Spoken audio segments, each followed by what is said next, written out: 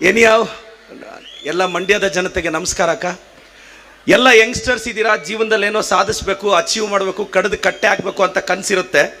ಏನಾದರೂ ಅಚೀವ್ ಮಾಡೋಂದ್ರೆ ಅಭದ್ರತೆ ಬರುತ್ತೆ.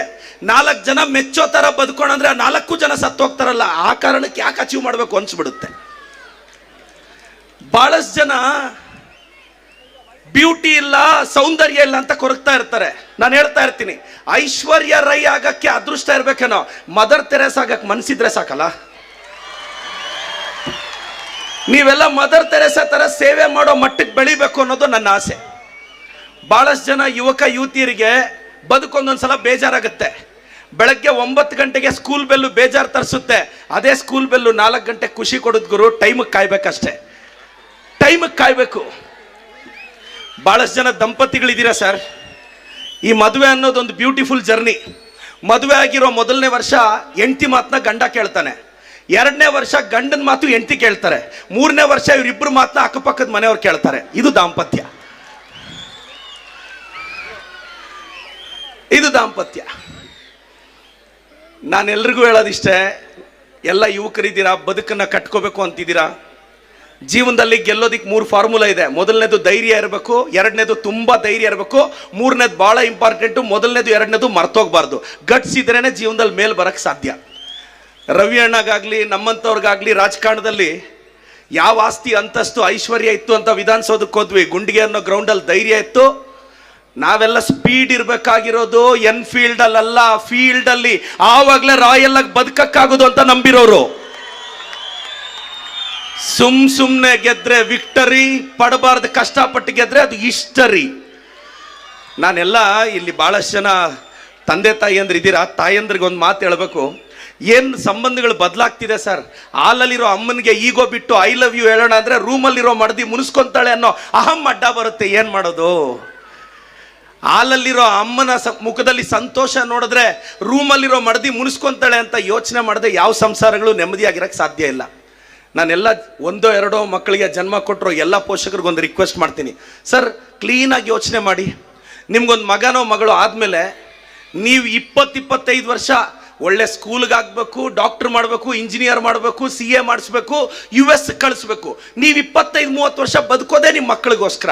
ಸಪೋಸ್ ನಿಮ್ಮ ತಾಯಿಗೂ ಚೆನ್ನಾಗಿಲ್ಲ, ನಿಮ್ಮ ಮಗಳಿಗೂ ಚೆನ್ನಾಗಿಲ್ಲದೆ ಇದ್ದರೆ ನೀವು ನಿಮ್ಮ ಮಗಳನ್ನೇ ಫಸ್ಟ್ ಹಾಸ್ಪಿಟ್ಲಿಗೆ ಕರ್ಕೊಂಡೋಗೋದು. ಅಮ್ಮ ಮಾತ್ರೆ ಹಾಕೋ ಸರಿ ಹೋಗುತ್ತೆ ಅಂತ. ಸರ್, ಒಂದು ಸತ್ಯ ಮರ್ತೋಗ್ತಾ ಇದ್ದೀರಾ. ನಿಮಗೆ ಮದುವೆ ಆಗಿ ಮಕ್ಕಳಾದ ಮೇಲೆ ನಿಮಗೆ ನಿಮ್ಮ ಮಕ್ಕಳು ಮುಖ್ಯ ಆದರೂ ನಿಮ್ಮ ತಂದೆ ತಾಯಿಗಿಂತ ನಿಮ್ಮ ಮಕ್ಕಳಿಗೂ ಅವ್ರ ಮಕ್ಕಳೇ ಮುಖ್ಯ ಆಗ್ತಾರೆ, ನೀವಲ್ಲ. ಆ ಕಾರಣಕ್ಕೆ ಸ್ವಲ್ಪ ದುಡ್ಡು ಎತ್ತಿಟ್ಕೊಳ್ಳಿ ಸರ್. ಸರ್, ನಿಮಗೆ ಮಾತ್ರ ನಿಮ್ಮ ಮಗಳು ಮಗ ಫ್ಯೂಚರ್ ಮುಖ್ಯ, ನಿಮ್ಮ ಮಕ್ಕಳಿಗೆ ನೀವೆಂಗೆ ಮುಖ್ಯ ಆಗ್ತೀರಾ ಸರ್? ಅವ್ರಿಗೂ ಅವ್ರ ಮಕ್ಕಳೇ ಮುಖ್ಯ ಆಗೋದು. ಈ ಕ್ಲಾರಿಟಿ ಇದ್ರೆ ನೆಮ್ಮದಿಯಾಗಿರುತ್ತೆ. ಇನ್ನು ಕೆಲವರು ರಿಟೈರ್ಡ್ ಆಗಿರೋ ಟೀಚರ್ಸು, ಗೌರ್ಮೆಂಟ್ ಎಂಪ್ಲಾಯೀಸು, ಮಗನೋ ಮಗಳೋ ಯಾವುದಾದ್ರೂ ಟೈಮಲ್ಲಿ ಉಬ್ಬಿಸ್ಬಿಟ್ರೆ ಇರೋದೆಲ್ಲ ಡ್ರಾ ಮಾಡಿಕೊಟ್ಬಿಡ್ತಾರೆ. ಹಂಗೆಲ್ಲ ಮಾಡಬೇಡಿ, ಹಂಗೆಲ್ಲ ಮಾಡಬೇಡಿ. ಲೈಫಲ್ಲಿ ತುಂಬ ಮನೆಗಳಲ್ಲಿ ಸಪ್ತಸಾಗರ ಬೇಕಾದರೆ ಕಾಲು ತೇವ ಮಾಡ್ಕೊಳ್ಳದೆ ದಾಟ್ಬೋದಂತೆ. ಸಂಸಾರ ಅನ್ನೋ ಮಹಾಸಾಗರನ ಕಣ್ಣಲ್ಲಿ ಕಣ್ಣೀರು ಹಾಕದೆ ದಾಟಕ್ಕೆ ಸಾಧ್ಯನೇ ಇಲ್ಲ. ಯಾವ ಕಾರಣಕ್ಕೆ ಬದುಕ್ತಿದ್ದೀವಿ ಯಾರಿಗೂ ಗೊತ್ತಿಲ್ಲ. 70, 80, 90 ವರ್ಷ ಚೆನ್ನಾಗಿ ಬದುಕಿ ಸೈಟ್ ತಗೊಂಡು ಮನೆ ಕಟ್ಟಿ 2 BHK 3 BHK ಬಿಲ್ಡಿಂಗ್ಗಳು ಕಟ್ಟಿ 75-80 ವರ್ಷ ಮಕ್ಕಳು engineers, doctors, USA UK settled. 75-80 ವರ್ಷಕ್ಕೆ ಎಲ್ಲೋ ಅಪ್ಪ ಹಾಸ್ಪಿಟ್ಲಲ್ಲಿ ಸತ್ತೋದ್ರೆ ಮಕ್ಕಳು ಕೇಳ್ತಾರೆ ಬಾಡಿ ಎಷ್ಟೊತ್ತಿಗೆ ತರ್ತಾರೆ ಅಂತ. ವಾರವ್ವ, 75 ವರ್ಷದ ಡ್ಯಾಡಿನ ಎಷ್ಟು ಬೇಗ ಬಾಡಿ ಮಾಡ್ತಾರಲ್ವಾ. ನಾವೇ ಕಟ್ಟಿರೋ ಮನೆಯಲ್ಲಿ ಹಾಲಲ್ಲಿಟ್ಟರೆ ಸೂತ್ಕ ಅಂತ ವರಂಡಾದಲ್ಲೆತ್ತು ಬಿಸಾಕ್ತಾರೆ. ಯಾವ ಕಾರಣಕ್ಕೆ ಬದುಕ್ತಾ ಇದ್ದೀವಿ ಸರ್? ದೇವ್ರಂತ ಮನುಷ್ಯ ಸತ್ತೋದ್ರೆ ಗಂಜಳ ಹಾಕೊಂಡು ಮನೆ ಒಳಗೆ ಬರ್ತಾರೆ. ಏನು ಶ್ರೇಷ್ಠತೆ ಸರ್ ನಮ್ದು. ತಿಥಿಯಲ್ಲಿ ಊಟ ಮಾಡಲ್ಲ ಅಂತಾರೆ, ಆ ಮನೆಯಲ್ಲಿ 100 ಸಲ ಊಟ ಮಾಡಿರ್ತಾರೆ. ಜಮೀನೇನಾದ್ರೂ 4-5 ಕೋಟಿ ಹೋದ್ರೆ ಸೆಂಟರಲ್ಲಿ ಹಾಕೋದೇ ಇಲ್ಲ, ಮೂಲೆಯಲ್ಲೆತ್ತು ಬಿಸಾಕ್ತಾರೆ. ಮೂಲೆಯಲ್ಲಿ 4 ಕುಂಟೆ ವೇಸ್ಟ್ ಆಗುತ್ತೆ ಅಂದರೆ ಜನರಲ್ ಸ್ಮಶಾನಕ್ಕೋ ಬರ್ನಿಂಗ್ ಸೆಂಟ್ರಿಗೋ ಕರ್ಕೊಂಡೋಗಿ ಬಿಸಾಕ್ತಾರೆ. ಯಾವ ಕಾರಣಕ್ಕೆ ಬದುಕ್ತಾ ಇದ್ದೀವಿ? ಇರೋಷ್ಟು ದಿನ ನೆಮ್ಮದಿಯಾಗಿರೋದು. ದಯವಿಟ್ಟು ಹಿರಿಯರು ಇದನ್ನು ಅರ್ಥ ಮಾಡ್ಕೋಬೇಕು. ಹಿರಿಯರು ಇದನ್ನು ಅರ್ಥ ಮಾಡ್ಕೊಂಡ್ರೆ ಬದುಕು ಚೆನ್ನಾಗಿರುತ್ತೆ. ಇನ್ನು ನಮ್ಮ ಯಂಗ್ಸ್ಟರ್ಸು ಏನೊಂದು 16-18 ವರ್ಷ, ಏನು 16ರಿಂದ 18 ವರ್ಷ ನಮ್ಮಪ್ಪ ಗ್ರೇಟ್.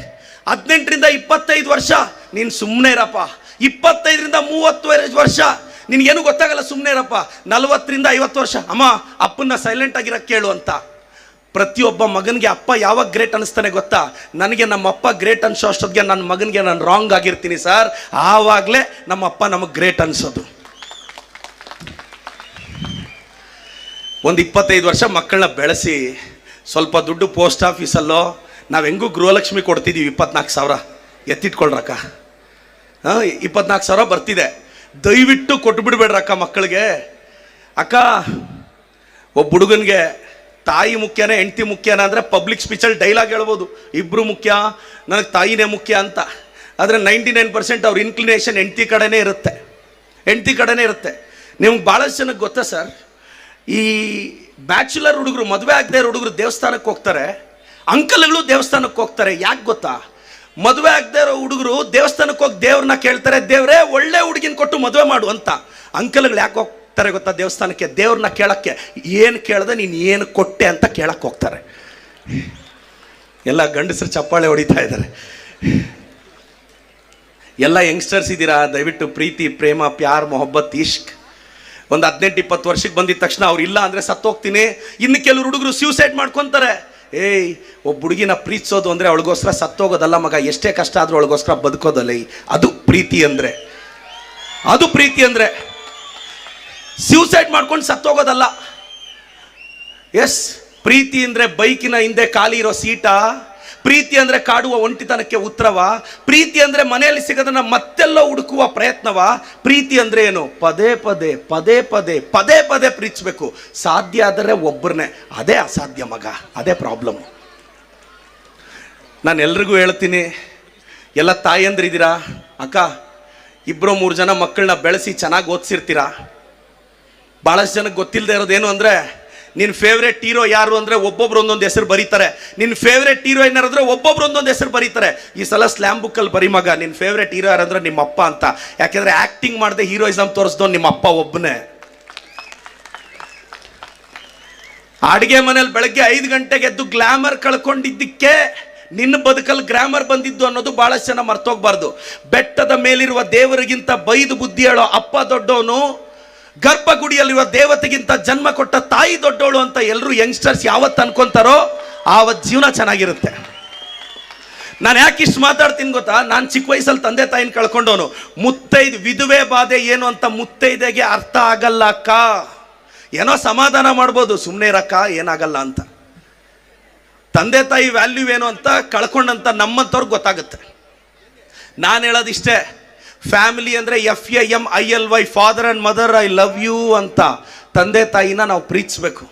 ಸಾಧ್ಯ ಆದರೆ ಈಗೋ ಇಲ್ಲದೆ ನೋಡಿ, ಒಂದು 18-20 ವರ್ಷಕ್ಕೆ ಬಂದಿರೋ ಮಕ್ಕಳು ತಂದೆಗೆ ಹೋಗಿ ಪ್ರತಿಷ್ಠೆ ಅಡ್ಡ ಬಂದ್ಬಿಡುತ್ತೆ. ಹ್ಯಾಪಿ ಬರ್ಡೇ ಡ್ಯಾಡಿ ಅಂತ ಹೇಳಕ್ಕೆ ಮುಜುಗರ ಆಗುತ್ತೆ. ಸಂಪ್ರದಾಯನೋ ಇಲ್ಲ ಅಡ್ವಾನ್ಸ್ಮೆಂಟೋ ಗೊತ್ತಿಲ್ಲ, ಎಷ್ಟೋ ಮನೆಗಳಲ್ಲಿ ವಿಶ್ ಮಾಡೋಕ್ಕೆ ಹಿಂಜರಿತಾರೆ.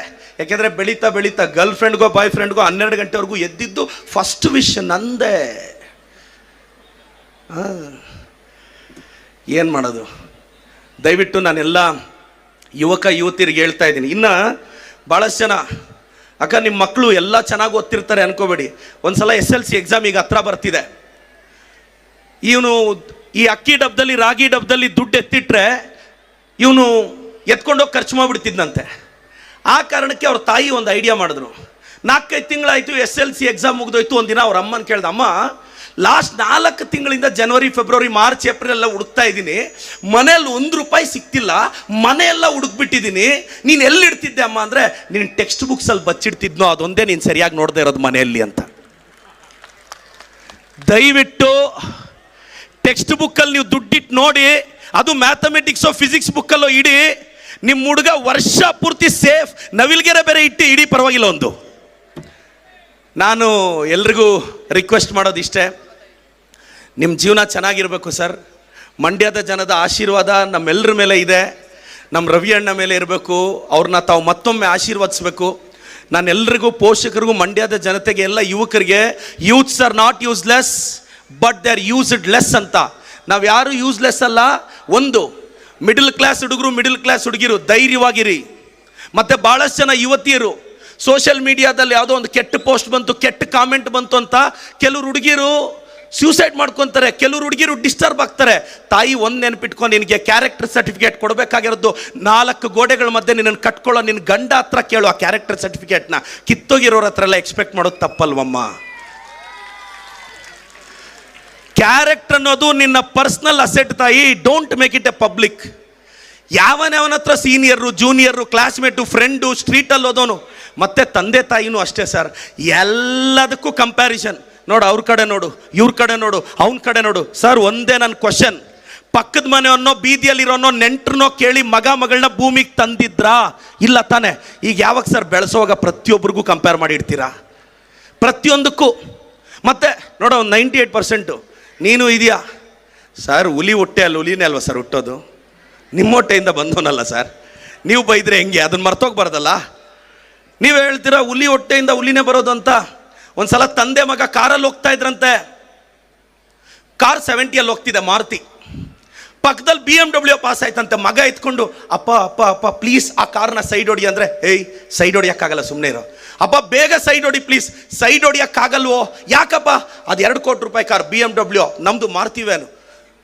ನೀವು ಇಟ್ಟಿರೋ ಕಾರೇ ಒಂದು ಸೂಪರ್ ಸ್ಪೀಡ್ ಕಾರ್ನ ಸೈಡ್ ಹೊಡಿಯೋಕ್ಕಾಗ್ತಿಲ್ಲ. ಅವಾಗ ಹೇಳದ್ನಂತೆ ಮಗ, ಅಪ್ಪ ನನ್ನ ಯೋಗ್ಯತೆನೂ 70% ಅಪ್ಪ, ನೀನು ಯಾವನ್ನೋ ತೋರಿಸಿ 98 ತೆಗಿ ಅಂದರೆ ನನ್ನ ಕೈಯಲ್ಲಿ ಆಗಲ್ಲಪ್ಪ. ಸರ್, ದಯವಿಟ್ಟು ಹುಡುಗಿನ ಕೊಡುವಾಗ US ಇದ್ದಾರೆ, ಡಾಕ್ಟ್ರು, ಇಂಜಿನಿಯರ್ ನೋಡಬೇಡಿ ಸರ್. IT ಕಂಪ್ನಿಯಲ್ಲಿ ಕೆಲಸ ಮಾಡ್ತಿದ್ದ ತಕ್ಷಣ ನಿಮ್ಮ ಮಗಳ ಬದುಕು ಚೆನ್ನಾಗಿರುತ್ತೆ ಅನ್ನೋ ಕನ್ಕ್ಲೂಷನ್ಗೆ ಬರಬೇಡಿ ಸರ್. ಅವನು ಯಾವಾಗ ಕಿತ್ತಾಗ್ತಾನೋ, ಈಗ ಆರ್ಟಿಫಿಷಿಯಲ್ ಇಂಟೆಲಿಜೆನ್ಸು ಯಾವಾಗ ಕೆಲಸ ಹೋಗುತ್ತೋ, ಯಾವಾಗ ಕಂಪ್ನಿಯಿಂದ ಆಚೆ ಬರ್ತಾರೋ ಗೊತ್ತಿಲ್ಲ. ಮಂಡ್ಯದಲ್ಲಿ ರೈತರ ಮಕ್ಕಳಿದ್ದಾರೆ ಸರ್.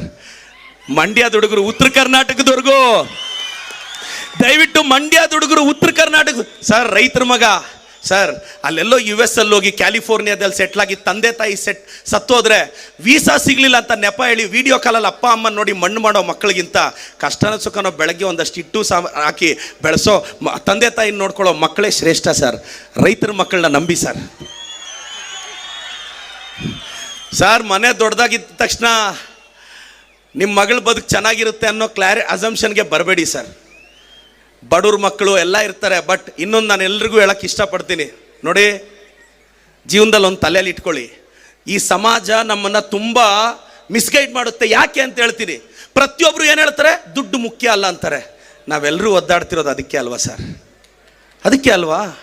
ಈ ಸತ್ಯನ ಹೇಳ್ಕೊಡಲ್ಲ. ಯಾಕೆಂದರೆ ಎಲ್ಲರೂ ದುಡ್ಡು ಮಾಡಿಬಿಟ್ರೆ, ಎಲ್ಲರೂ ಬೆಳೆದ್ಬಿಟ್ರೆ, ಎಲ್ಲರೂ ಹೆಸರು ಮಾಡಿಬಿಟ್ರೆ, ಈ ಸಮಾಜ ಕೆಲವು ಅಸಂಪ್ಷನ್ಸಲ್ಲಿ ಇಟ್ಟಿದೆ ನಮ್ಮನ್ನು. ದಯವಿಟ್ಟು ಅದರಿಂದ ಆಚೆ ಬನ್ನಿ. ಹೆಸರು ಮಾಡಬೇಕು, ಬೆಳಿಬೇಕು. ಇನ್ನು ಕೆಲವರು ಹೇಳ್ತಾರೆ ನಾವು ಚೆನ್ನಾಗಿ ಕಷ್ಟಪಟ್ಟು ಬೆಳೆದು ಎಲೆ ಮರೆಕಾಯಿ ಥರ ಇರಬೇಕು ಅಂತ. ನಾನು ಹೇಳ್ತೀನಿ, ನೀನು ಗೆದ್ದ ಮೇಲೆ ಎಲೆ ಮರೆಕಾಯಿ ಥರ ಇರಂಗಿದ್ರೆ ಯಾಕೆ ಕಷ್ಟಪಟ್ಟೆ ಅನ್ನೋದು ನನ್ನ ಕ್ವಶನ್. ಇರೋಗು ಇವಾಗಲೇ ಆರಾಮಾಗಿ ಎಲೆ ಮರೆಕಾಯಿ ಥರ. ನೀನು ಗೆಲ್ಲಬೇಕು, ಹೇಳಬೇಕು, ನಾನಿದ್ದೀನಿ ಅಂತ ನಿನ್ನ ಬಗ್ಗೆ ಹೇಳಕ್ಕೆ ನಿನಗೆ ಮುಜುಗರ ಆದರೆ ಬೇರೆಯವ್ರಿಗೇನು ಕೆಲಸ ನಿಮ್ಮ ಬಗ್ಗೆ ಹೇಳಕ್ಕೆ? ದಯವಿಟ್ಟು ನಿಮ್ಮ ಬಗ್ಗೆ ಹೇಳಿ ಸರ್. ಜೀವನದಲ್ಲಾಗಲಿ ವಾಟ್ಸಪ್ಪಲ್ಲಾಗಲಿ ಜನ ಸ್ಟೇಟಸ್ಸೇ ನೋಡೋದು, ಇನ್ನೇನು ನೋಡಲ್ಲ. ಜೀವನದಲ್ಲಾಗಲಿ ವಾಟ್ಸಪ್ಪಲ್ಲಾಗಲಿ ಸ್ಟೇಟಸ್ಸೇ ನೋಡೋದು. ಇದನ್ನು ತಲೆಯಲ್ಲಿ ಇಟ್ಕೊಳ್ಳಿ.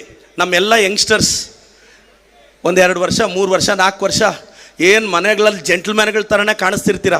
ಮನಸ್ಸಲ್ಲಿ ಯಾವುದೋ ಹುಡುಗಿನ ಹಾಕ್ಕೊಂಡು ಅವಳಿಲ್ಲ ಅಂದರೆ ಸತ್ತೋಗ್ಬೇಕು ಅನ್ನೋ ರೇಂಜಿಗೆ ಬಂದಿರ್ತೀರ. ಇನ್ನು ಹುಡುಗಿರು ಅಷ್ಟೇ, ಹುಡುಗರು ಅಷ್ಟೇ, ಅತಿ ಥರ ಮಾಡಿರ್ತಾರೆ.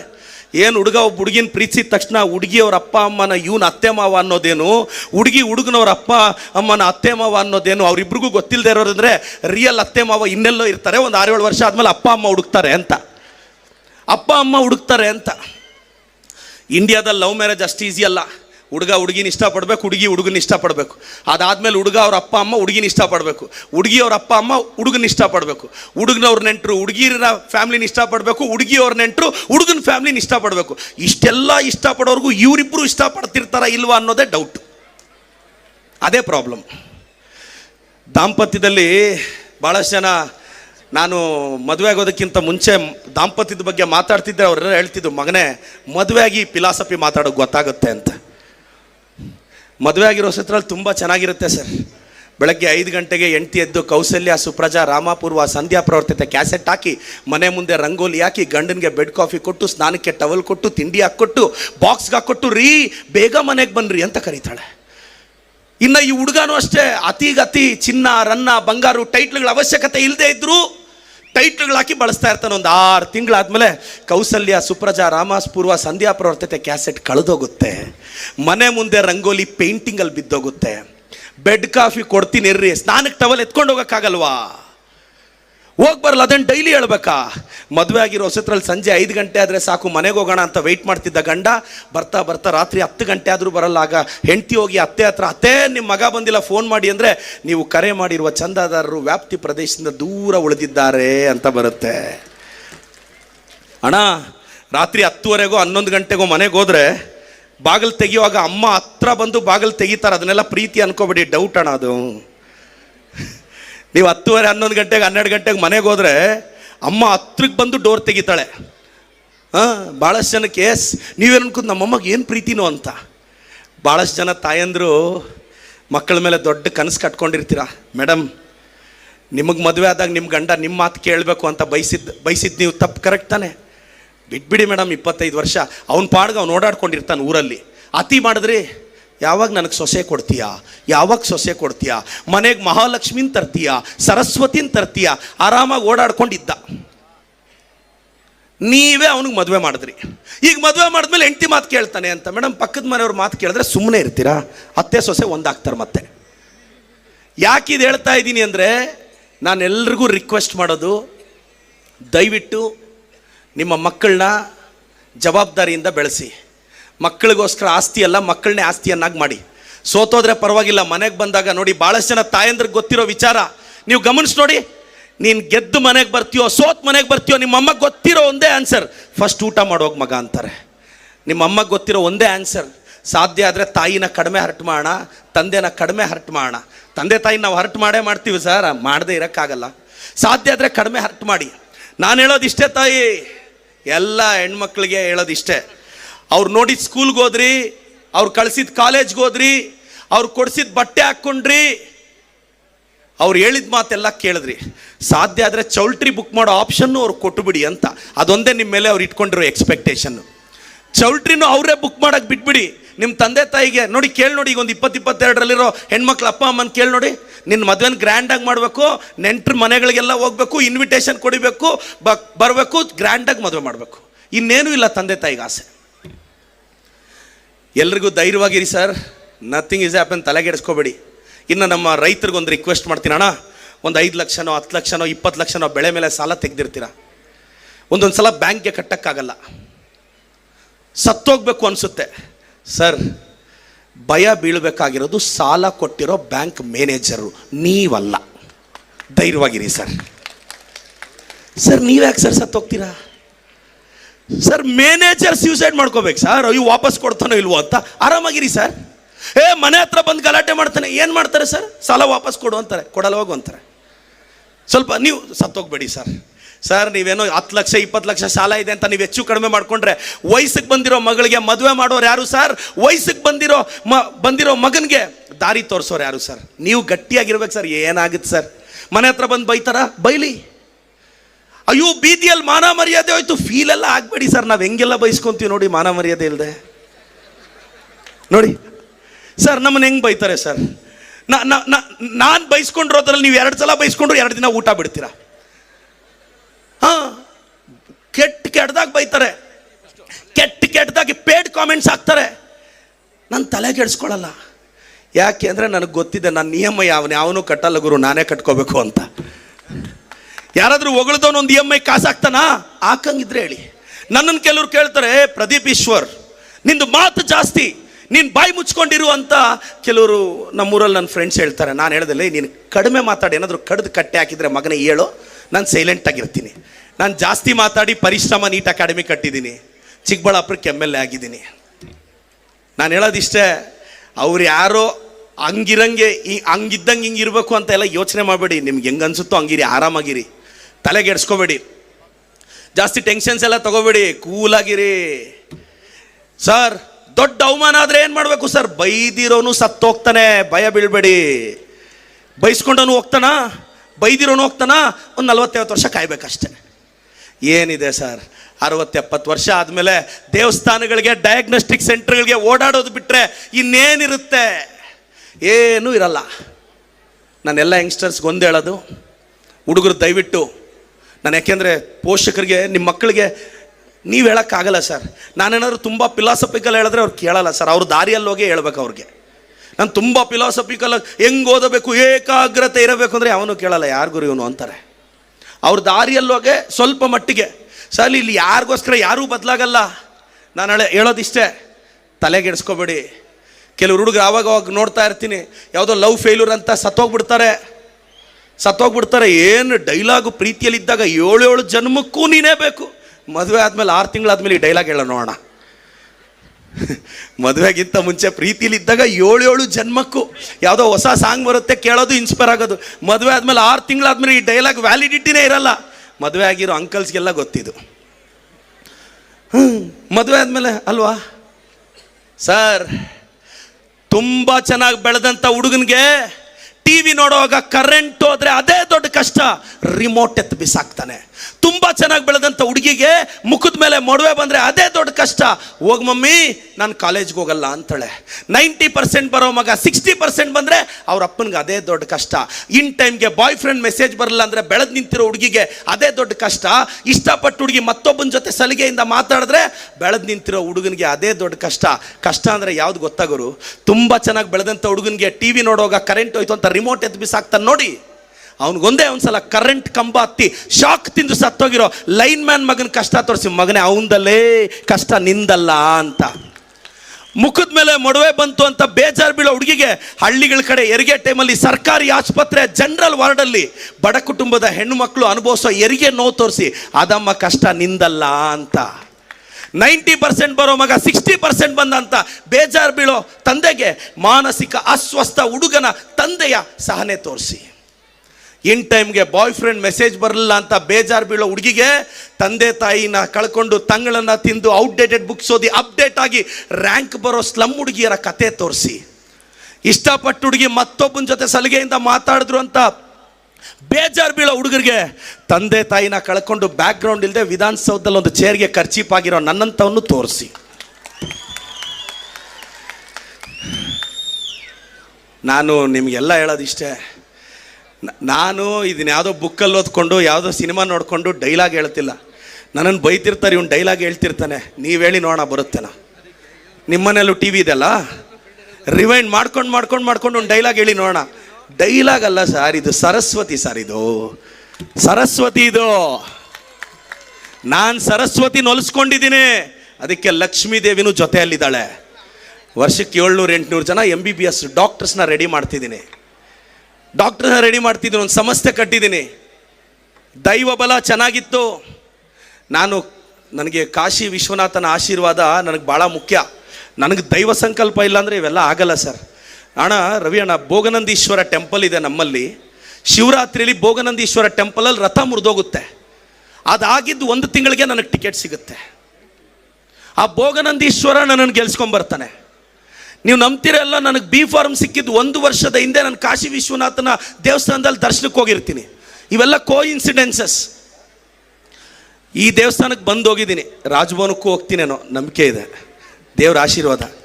ಪೂಜೆಗೆ ಬರ್ತೀನಣ್ಣ, ನನಗೆ ನಂಬಿಕೆ ಇದೆ. ನಾನೆಲ್ಲ ಪುಕ್ಸಟ್ಟೆ ಸಿಗೋ ಕನಸನ್ನ ಕಾಣೋಕ್ಕೆ ಏನು ಪ್ರಾಬ್ಲಮ್ ಇದೆ? ಕನಸು ಪುಕ್ಸಟ್ಟೆಲ್ಲೋ ದೊಡ್ಡದಾಗಿ ಕಾಣೋಣ. ಮತ್ತು ನಾಳೆ ಕಷ್ಟಪಟ್ಟು ಪಡೆಯೋ ಗೆಲುವನ್ನ ಹೆಂಗೆ ಸೆಲೆಬ್ರೇಟ್ ಮಾಡೋಕ್ಕಾಗತ್ತೆ ಸರ್? ಎಲ್ಲ 40-50 ವರ್ಷ ದಾಟಿರೋರ್ಗೆ ಆರೋಗ್ಯ ಜೋಪಾನ ಸರ್. ಆರಾಮಾಗಿರಿ ಸರ್. 4 ಕಾಸು ಎತ್ತಿಟ್ಕೊಳ್ಳಿ ಸರ್. ಮಕ್ಕಳಿಗೆ ಎಷ್ಟಾದರೂ ಇದು ಮಾಡಿ, ಸ್ವಲ್ಪ ದುಡ್ಡಾದರೂ ಇರಲಿ ಸರ್. ನಾಳೆ 60-70 ವರ್ಷ ಆದರೆ ಒಂದೊಳ್ಳೆ ಹಾಸ್ಪಿಟ್ಲಲ್ಲಿ ಒಂದೊಳ್ಳೆ ಟ್ರೀಟ್ಮೆಂಟ್ ತೊಗೊಳ್ಳೋ ಶಕ್ತಿ ಆದರೂ ಇರ್ಬೇಕು ಸರ್. ಅಷ್ಟೆಲ್ಲ ದುಡ್ದು ಒಂದು MRI ಸ್ಕ್ಯಾನ್ಗೋ ಒಂದು CT ಸ್ಕ್ಯಾನ್ಗೋ ದೊಡ್ಡ ಸಾಲಲ್ಲಿ ಆಸ್ಪತ್ರೆಯಲ್ಲಿ ನಿಲ್ಲೋ ಪರಿಸ್ಥಿತಿ ನಿಮಗೆ ಬರಬಾರ್ದು ಸರ್. ನಾಳೆ ಮೆಡಿಸಿನ್ಗೂ ಮಾತ್ರೆಗಳಿಗೂ ದುಡ್ಡನ್ನ ಯಾರನ್ನೋ ನೆಂಟರನ್ನ ಕೇಳಿ ಗೂಗಲ್ ಪೇ ಮಾಡಿಸ್ಕೊಂಡೆ ಇರಬಾರ್ದು ಸರ್. ಎಲ್ಲೋ ಗೂಗಲಲ್ಲೇ ಇಲ್ಲದೆ ಇರೋ ನಿಮ್ಮ ಮಗನ ಇತಿಹಾಸನ ಗೂಗಲಲ್ಲಿ ಬರ್ಸಿರ್ತೀರಾ, ನಿಮ್ಮ ಮಗಳ ಇತಿಹಾಸನ ಗೂಗಲಲ್ಲಿ ಬರಂಗೆ ಮಾಡಿರ್ತೀರಾ. ಆದರೂ ಮಕ್ಕಳು ನೆಗ್ಲೆಕ್ಟ್ ಮಾಡಿ ಹೊರಟೋಗ್ತಾರೆ. ತಪ್ಪೇನಿಲ್ಲ ಸರ್, ನೀವು ಅವ್ರನ್ನೂ ಬ್ಲೇಮ್ ಮಾಡಬಾರ್ದು ಸರ್ ಜಾಸ್ತಿ. ಅವ್ರಿಗೂ ಹೆಂಡ್ತಿ ಮಕ್ಕಳು ಫ್ಯೂಚರು ಅವ್ರ ಎಜುಕೇಷನ್ ಎಲ್ಲ ಇರುತ್ತೆ ಸರ್. ಇದನ್ನು ಅರ್ಥ ಮಾಡ್ಕೊಳ್ಳಿ ಸರ್. ಸುಮ್ಮನೆ ಯಾವುದೋ ಕಾಲದಲ್ಲಿ ಒಬೇರಾಯನ ಕಾಲದಲ್ಲೆಲ್ಲ ಇರಬೇಡಿ ಸರ್. ಸಾಕಿದ್ದೀರಾ, ಮದುವೆ ಮಾಡಿದ್ದೀರಾ, ಅವ್ರ ಭಾಗ ಅವ್ರಿಗೆ ಕೊಡಿ. ಜಾಸ್ತಿ ಎಕ್ಸ್ಪೆಕ್ಟೇಷನ್ಸ್ ಇಟ್ಕೋಬೇಡಿ ಅಷ್ಟೇ. ನೀವೊಂದು ಮಗಳಿಗೆ ಮದುವೆ ಮಾಡಿ ಕಳಿಸಿದ್ರೆ ಭಾಳಷ್ಟು ಜನ ಹೆಣ್ಮಕ್ಳಿಗೆ ಗೊತ್ತಿಲ್ಲ. ಮದುವೆ ಗ್ರ್ಯಾಂಡಾಗಿ ಆಗುತ್ತೆ, ಮದುವೆ ಫಿಕ್ಸ್ ಆಗುತ್ತೆ. ರೀ ಇಂಥ ಸ್ಕೂಲ್ಗೆ ಹಾಕ್ರಿ ಅಂತ ಹೇಳೋದೇ ಅಮ್ಮನ ಕರ್ತವ್ಯ. ಸ್ಕೂಲ್ ಫೀಸ್ ಕಟ್ಟೋದು ಅಪ್ಪನೇ ಸರ್. ಇಂಥ ಹುಡುಗ ಇರಲಿ ಅಂತ ಹೇಳಿ ಅಮ್ಮ ಹೇಳಿದ್ರೆ ಚೌಲ್ಟ್ರಿಗೆ ಅಡ್ವಾನ್ಸು, ಮುತ್ತೂಟೋ ಮಣಾಪುರಮಲ್ಲಿ ಗೋಲ್ಡ್ ಫ್ಲೆಡ್ಜ್ ಮಾಡು, 40-50 ಲಕ್ಷ ಸಾಲ ಮಾಡು, 2% 3% ಬಡ್ಡಿ ಕಟ್ಟು ಅಪ್ಪನ ಹೆಗಲಿಗೆ. ಆದರೂ ಅಮ್ಮ ಎಮೋಷ್ನಲ್ ಆಗ್ತಿರ್ತಾಳೆ. ಮಗಳನ್ನ ಗಂಡನ ಮನೆಗೆ ಕಳಿಸೋವಾಗ ಕಾರ್ ಹತ್ಸಕ್ಕೋ ಬಡ್ಜೆಟ್ ಸಪೋರ್ಟ್ ಮಾಡಲ್ಲ ಅಂದರೆ ಬಸ್ ಹತ್ಸಕ್ಕೆ ಹೋಗೋವಾಗ ಅಮ್ಮ ಅಳ್ತಿರ್ತಾಳೆ, ಬಿಕ್ಕಳಿಸಿ. ಅಯ್ಯೋ ನನ್ನ ಮಗಳನ್ನ ಅಳಿಯ ಚೆನ್ನಾಗಿ ನೋಡ್ಕೊತಾನೆ ಇಲ್ವೋ. ದೂರದಲ್ಲಿ ಅವ್ರ ಅಪ್ಪ ಅಳಲ್ಲ, ಸೈಲೆಂಟಾಗಿರ್ತಾರೆ. ಯಾಕೆಂದರೆ ಅವ್ರ ಅಪ್ಪ ಸೈಲೆನ್ಸಲ್ಲಿ ಒಂದು ಮೆಸೇಜ್ ಇದೆ, ಅಪ್ಪಿ ತಪ್ಪಿ ಅವ್ನ ಕೈ ಕೊಟ್ಟರೆ ಮತ್ತೆ ಯುವರಾಣಿ ಥರ ನಾನು ನೋಡ್ಕೊತೀನಿ ಹೋಗಿ ಮಗಳೇ ಅನ್ನೋ ಈ ಮೆಸೇಜ್ನ ಎಷ್ಟು ಜನ ಹೆಣ್ಮಕ್ಳು ಅರ್ಥ ಮಾಡ್ಕೊತಾ ಇದ್ದಾರೆ? ನಿನ್ನ ಗೆಲುವಿನ ಹಿಂದೆ ಇರೋದೇ ನಿಮ್ಮ ತಾಯಿ, ಆದರೆ ನಿಮ್ಮ ತಾಯಿಯ ಯಶಸ್ಸೇ ನಿಮ್ಮ ತಂದೆ ಅಲ್ವಾ? ಈ ಡೈಲಾಗ್ ಹೇಳ್ತಾ ಇಲ್ಲ ಸಮಾಜದಲ್ಲಿ. ದುಡ್ದು ಎಲ್ಲ ಎಸ್. ನಮ್ಮ ಕನಸೇನು 25-26 ವರ್ಷ ನಮಗೋಸ್ಕರ ಬದುಕ್ರೆ, 75 ವರ್ಷ ಮಕ್ಕಳಿಗೋಸ್ಕರ ಬದುಕೋದು. ದಯವಿಟ್ಟು ಸಾಧ್ಯ ಆದರೆ ನಿಮಗೆಲ್ಲ ಒಳ್ಳೇದಾಗಬೇಕು ಸರ್. ನಾನೆಲ್ಲ ಮಂಡ್ಯ ಜನತೆನ ರಿಕ್ವೆಸ್ಟ್ ಮಾಡ್ತೀನಿ, ನಾನೆಲ್ಲ ಯಂಗ್ಸ್ಟರ್ಸ್ನ ರಿಕ್ವೆಸ್ಟ್ ಮಾಡ್ತೀನಿ, ಪಾಲಿಟಿಕ್ಸ್ಗೆ ಬರಬೇಕಾ ಬಾ, ಬೈಸ್ಕೊಳ್ಳೋ ದಮ್ಮು ತಾಕತ್ತಿದ್ರೆ ಬಾ. ಸೋಷಿಯಲ್ ಮೀಡಿಯಲ್ಲಿ ಬೈತಾರೆ, ಟ್ರಾಲ್ ಮಾಡ್ತಾರೆ, ರೀಲ್ಸ್ ಮಾಡ್ತಾರೆ, ಕೆಟ್ಟದಾಗ ಬೈತಾರೆ. ಬೈಲಿಲ್ಲ ಅಂದರೆ ದುಡ್ಡು ಕೊಟ್ಟು ಕಾಮೆಂಟ್ ಹಾಕ್ಸ್ತಾರೆ. ನಮ್ಮನ್ನು ಸ್ಪೀಕರು ಬೈತಾರೆ. ನನಗೆ ಅಫಿಷಿಯಲ್ ವಿರೋಧ ಪಕ್ಷದ ನಾಯಕರು UT ಖಾದರ್ ಸಾಹೇಬ್ರು. ನನಗೆ ಮಾತ್ರ ಇಬ್ಬರು ವಿರೋಧ ಪಕ್ಷದ ನಾಯಕರು, R ಅಶೋಕಣ್ಣ ಮತ್ತು UT ಖಾದರ್ ಅವರು. ನಾನು ಅದೃಷ್ಟವಂತ ಸರ್. ಅದು ನಿಮ್ಗೆ ಯಾರಿಗೂ ಅದೃಷ್ಟ ಇಲ್ಲ, ನಾನು ಭಾಳ ಅದೃಷ್ಟವಂತ. ಎಸ್, ಎಲ್ಲೋ ಚಿಕ್ಕಬಳ್ಳಾಪುರಕ್ಕೆ 18 ಕಿಲೋಮೀಟ್ರ್ ದೂರದಲ್ಲಿರೋ ಪೆರೇಸಂದ್ರದಲ್ಲಿ ಹುಟ್ಟಿದವರು ನಾನು. ಭಾಳಷ್ಟು ಜನ ಗೊತ್ತಿರಬೇಕು ಸರ್, ಎಲ್ಲ ಬಡವ್ರ ಮಕ್ಕಳಿಗೆ, ಮಿಡಿಲ್ ಕ್ಲಾಸ್ ಮಕ್ಕಳಿಗೆ ಹೇಳ್ತೀನಿ. ನನ್ನ ತಂದೆ ತಾಯಿ ನನಗೆ 16 ವರ್ಷ ಇದ್ದಾಗ ತೀರ್ಕೊಂಡಾಗ ನಮ್ಮೂರಲ್ಲಿ ಕೆಲವರೆಲ್ಲ ಹೇಳೋರು, ಪ್ರದೀಪ್ ದೇವಸ್ಥಾನದಲ್ಲಿ ಮದುವೆ ಆಗು, ಒಂದು 200 ಜನ ಬರ್ಬೋದು, ನಾನು ಒಂದು ತಿಂಡಿ ಒಂದು ರೈಸ್ ಬಾತ್ ನಾನು ಮಾಡಿಸ್ತೀನಿ, ಮದುವೆಗೆ ಒಂದು 50,000 1 ಲಕ್ಷ ನಾವ್ಯಾರೋ ಎಲ್ಲ ಹಾಕ್ಕೊಂಡು ಪಾಪ ಅಪ್ಪ ಅಮ್ಮ ಇಲ್ದಾರೆ ಹುಡುಗನಪ್ಪ ಅಂದರು. ನಾನು ಅದನ್ನು ಸಿಂಪತಿಯಾಗಿ ತೊಗೊಳ್ಳಿಲ್ಲ, ಚಾಲೆಂಜಾಗಿ ತೊಗೊಂಡೆ. ನನ್ನ ಮದುವೆನ ತಾಜ್ ವೆಸ್ಟ್ ಎಂಡಲ್ಲೇ ಅದೇ. 2 ವೀಲರ್ ತೊಗೊಳಕ್ಕೆ ಡೌನ್ ಪೇಮೆಂಟ್ ಇರಲಿಲ್ಲ. ಈಗ BMW ಕಾರ್ 2 ಕೋಟಿದು ಆ ಕಡೆ ನಿಲ್ಲಿಸಿ ಬಂದಿದ್ದೀನಿ. ಇದೆಲ್ಲ ಕಷ್ಟಪಟ್ಟು ದುಡಿದಿದ್ದು, ನನ್ನ ಪರಿಶ್ರಮದಿಂದ ಬಂದಿದ್ದು. ಕೋಚಿಂಗ್ ಸೆಂಟ್ರ್ ಅಂದರೆ ಬೆಂಗಳೂರಲ್ಲಿ ಆಂಧ್ರದವರು ರಾಜಸ್ಥಾನವ್ರ ಮಧ್ಯೆ ಕನ್ನಡದವ್ನು ಯಾವನು ಎದ್ದೇಳಕ್ಕಾಗಿರಲಿಲ್ಲ. ಲಾಂಗ್ ಟರ್ಮ್ ಅಂದರೆ ಮೆಡಿಕಲ್ ಅಂದರೆ ಇಲ್ಲ ಆಂಧ್ರ ಇಲ್ಲ ರಾಜಸ್ಥಾನ್ ಅಂಥವ್ರಿಗೆಲ್ಲ ಸೆಟ್ ಹೊಡೆದು ಒಬ್ಬ ಕನ್ನಡದ ಹುಡುಗ ಬೆಂಗಳೂರು ಮಾರ್ಕೆಟಲ್ಲಿ ನಿಂತಿದ್ದಾನೆ. ಅದು ಪ್ರದೀಪ್ ಈಶ್ವರ್ ಪರಿಶ್ರಮ ಅಕಾಡೆಮಿ. ನಮ್ಮ ಹತ್ರ ದೊಡ್ಡ ಫೀಲ್ಡ್ ಇಲ್ಲ, ದೊಡ್ಡ ಇನ್ಫ್ರಾಸ್ಟ್ರಕ್ಚರ್ ಇಲ್ಲ, ಧೈರ್ಯ ಇದೆ ಅಷ್ಟೇ. ನನ್ನ ಹತ್ರ 3 ಕಾಸ್ಟ್ಲಿಯಸ್ಟ್ ಥಿಂಗ್ಸ್ ಇದೆ. ಒಂದು ಐಫೋನು, 2ನೇದು BMW, 3ನೇದು ಸ್ವಿಸ್ ಬ್ಯಾಂಕ್ ಕಡ ಇಟ್ಟರು ಪರ್ಚೇಸ್ ಮಾಡೋಕ್ಕಾಗ್ದಾರೋ ನನ್ನ ಧೈರ್ಯ. ಅದೊಂದೇ ಏನಿದೆ ಕಳ್ಕೊಳಕ್ಕೆ ನಮ್ಮ ಹತ್ರ. ಬಂದಿದ್ದೆ ಬೀದಿಯಿಂದ, ಎದ್ದು ಬಂದಿರೋದು ಬೀದಿಯಿಂದ. ನನಗೆ ಹೇಳ್ತಾರೆ, ನೀನು ಜಾಸ್ತಿ ಮಾತಾಡ್ತಿದ್ಯಾ, ನೆಕ್ಸ್ಟ್ ಎಲೆಕ್ಷನ್ ಸೋತೋಗ್ತೀಯ. ನಾನು ಹೇಳಿ ಹೋಗಲೇ, ಮೊನ್ನೆ ಗೆದ್ದಿದ್ದೆ ಗ್ರೇಟ್ ನಾನು ಅಂದೆ. ನಾನು ಆರಾಮಾಗಿದ್ದೀನಿ. ನನಗೆ ಸುಮ್ಮನೆ ಯಾರಾದ್ರೂ ಜ್ಞಾಪಿಸ್ತಾರೆ, ನೆಕ್ಸ್ಟ್ ಎಲೆಕ್ಷನ್ ನೀನು ಹುಷಾರು, ಸೋಲಿಸ್ಬಿಡ್ತಾರೆ. ಬೇಡ, ಲೈಫ್ ಟೈಮ್ ಮಾಜಿ ಪೆನ್ಷನ್ ಬರುತ್ತೆ 40,000. ಆರಾಮಾಗಿ ಕೇಳಿ. ನಾನು ಮಾಜಿ MLA ಆಗಿ ಏನಿದ್ರು ನೀವು ಅಲ್ಲ ಜನ ಮಾತಾಡೋದು. ನನ್ನನ್ನು ಇವತ್ತು ನೀವು ಒಂದು ಮೋಟಿವೇಶ್ನಲ್ ಸ್ಪೀಕರಾಗಿ ಅಕ್ಸೆಪ್ಟ್ ಮಾಡಿದ್ದೀರಾ. ನನ್ನ ಪೊಲಿಟಿಕಲ್ ಪೊಸಿಷನ್ ನಿಮಗೆ ಯಾಕೆ ಅಲ್ವಾ? ನಾನು ಚಾಕ್ ಪೀಸ್ ಹಿಡಿದ್ರೆ ಸಾಕು, ಮತ್ತೆ ಕೋಟಿಗಳ ಎಂಪೈರ್ನ ಕಟ್ತೀನಿ. ನನಗೊಂದು ಚಾಕ್ ಪೀಸ್ ಸಾಕಷ್ಟೇ, ಸಿಗ್ನೇಚರ್ ಹಾಕಕ್ಕೆ ಪೆನ್ನೇ ಬೇಕಾಗಿಲ್ಲ. ನಾನು ಎಲ್ರಿಗೂ ಹೇಳ್ತಾ ಇರ್ತೀನಿ, ಎಸ್ ನಾನು ಧೈರ್ಯವಾಗಿದ್ದೆ. ನನ್ನ ಫ್ರೆಂಡ್ಸ್ ಎಲ್ಲ ಹೇಳೋದು, SLCಯಲ್ಲಿ ನಾನು ಎಲ್ರಿಗೂ ಹೇಳ್ತಾ ಇದ್ದೆ, SLCಯಲ್ಲಿ ನಾನು ಟಾಪರ್ ಆಗ್ತೀನಿ ಅಂತ. ನಮ್ಮ ಬ್ಯಾಚವರೆಲ್ಲ ಹೇಳಿದ್ರು, ಇಂಗ್ಲೀಷ್ ಕಷ್ಟ, ಕನ್ನಡ ಕಷ್ಟ. ಒಬ್ಬರು ಎಲ್ಲ ಏನೇನೋ ಬರೀತಿದ್ರು. ನಾನು ಡಿಸೈಡ್ ಆದೆ, ಒಂದೊಂದು ಚಾಪ್ಟ್ರಿಗೆ 2 ಪೇಜ್ ಸಮ್ಮರಿ ಮಾಡ್ಕೊಂಡಿದ್ದೆ. ನಾವು Kannada medium sir, English pass ಆಗೋದೇ ಕಷ್ಟ. ಯಾಕೆಂದರೆ ನಮಗೆ ಗೊತ್ತಿದೆ ಇಂಗ್ಲೀಷ್ ಇರೋದೇ ತಪ್ಪು ಮಾತಾಡೋಕ್ಕೆ, ಕರೆಕ್ಟಾಗಿ ಮಾತಾಡೋಕ್ಕೆ ಕನ್ನಡ ಇದೆ ಅಲ್ಲ ಅಂತ. ನಾನು ಇಂಗ್ಲೀಷ್ ಈಗಲೂ ತಪ್ಪೆ ಅಣ್ಣ, ಇಂಗ್ಲೀಷು ಕರೆಕ್ಟಾಗಿ ಮಾತಾಡಿದ್ರೆ ಹೆಂಗಣ್ಣ, ಕನ್ನಡ ಇದೆಯಲ್ಲ ಕರೆಕ್ಟಾಗಿ ಮಾತಾಡೋಕ್ಕೆ. ಪ್ರತಿ ಚಾಪ್ಟ್ರಿಗೂ 2 ಪೇಜ್ ನೋಟ್ಸ್ ಮಾಡ್ಕೊಂಡಿದ್ದೆ. ನನ್ನ ಫ್ರೆಂಡ್ಸ್ ಏನೇನೋ ಗ್ರಂಥಗಳು ಓದ್ತಾ ಇದ್ರು.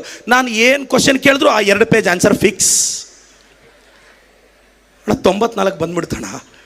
ನನಗೆ ಆವಾಗ ಅರ್ಥ ಆಯಿತು, ಎವ್ಯಾಲ್ಯೂಷನ್ ಮಾಡಿರೋ ನನಗಿಂತ ಬ್ರಿಲಿಯಂಟ್ ಅಂತ. ಎಸ್, ಯಾರಿಗೆ ಗೊತ್ತು. ನಾನು ಶಾಕ್. ನನ್ನ ಟಾಪರ್ ಅಣ್ಣ 10th ಅಂದರೆ ಸೆಕೆಂಡ್ ಟಾಪರು. ನನ್ನ ಫ್ರೆಂಡ್ ಆ ಹುಡುಗಿ ಟಾಪರ್ ಆಗಬೇಕು ಅಂತ, ಹುಡುಗಿ ಗೆಲ್ಲಬೇಕು ಅಂತ ಆಸೆ ಇತ್ತು ನನಗೆ. ಅದಕ್ಕೆ ಫಸ್ಟ್ ಟಾಪರು ಹುಡುಗಿ ಆದ್ಲು.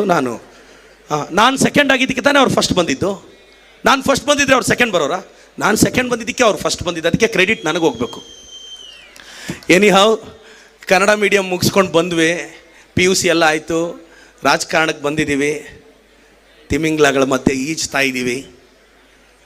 ಇನ್ನು 20-30 ವರ್ಷಕ್ಕೆ ಈ ರಾಜಕಾರಣದಲ್ಲಿ ಎಲ್ಲೋಗಿ ತಲುಪ್ತೀವೋ ಒಂದಂತೂ ಸತ್ಯ, ಕಷ್ಟನೋ ಸುಖನೋ ಧೈರ್ಯವಾಗಂತೂ ಬದುಕ್ತೀವಿ, ಯುವಕರಿಗೆ ಆಶಾಕಿರಣವಾಗಂತೂ ಇರ್ತೀವಿ. ನಾನು ನಿಮ್ಮೆಲ್ರಿಗೂ ರಿಕ್ವೆಸ್ಟ್ ಮಾಡ್ತೀನಿ ಸರ್, ಆರೋಗ್ಯ ಹುಷಾರು, ನಿಮ್ಮ ಭವಿಷ್ಯ ಹುಷಾರು. ಹುಡುಗರು ಹುಡುಗಿರು ಪ್ಲೀಸ್ ಜಾಸ್ತಿ ಡಿಸ್ಟರ್ಬ್ ಆಗಬೇಡಿ, ತಲೆಗೆಡ್ಸ್ಕೊಬೇಡಿ, ಅಪ್ಸೆಟ್ಟಾಗಿ ಲವಲ್ಲಿ ಫೇಲ್ಯೂರ್ ಆದ್ವಿ ಅಂತ ಸತ್ತೋಗಕ್ಕೆ ಹೋಗ್ಬೇಡಿ. 1-2 ದಿನ ನೆಮ್ಮದಿಯಾಗಿರಿ, ಸ್ನಾನ ಮಾಡಿ ತಲೆ ಬಾಚ್ಕೊಳ್ಳಿ, ಮಂಡ್ಯ ಎಲ್ಲ ರೌಂಡ್ ಹಾಕಿ. ಅಷ್ಟು ದೊಡ್ಡೂರಲ್ಲಿ ಇನ್ನೊಂದು ಹುಡುಗಿ ಸಿಗಲ್ವಾ ಏನು? Thank you so much sir. Ravi ಅಣ್ಣ ಆಲ್ ದಿ ಬೆಸ್ಟ್. ನೀನು ನೆಕ್ಸ್ಟ್ ಟೈಮ್ ಗೆಲ್ಬೇಕು ರವಿ ಅಣ್ಣ. Thank you.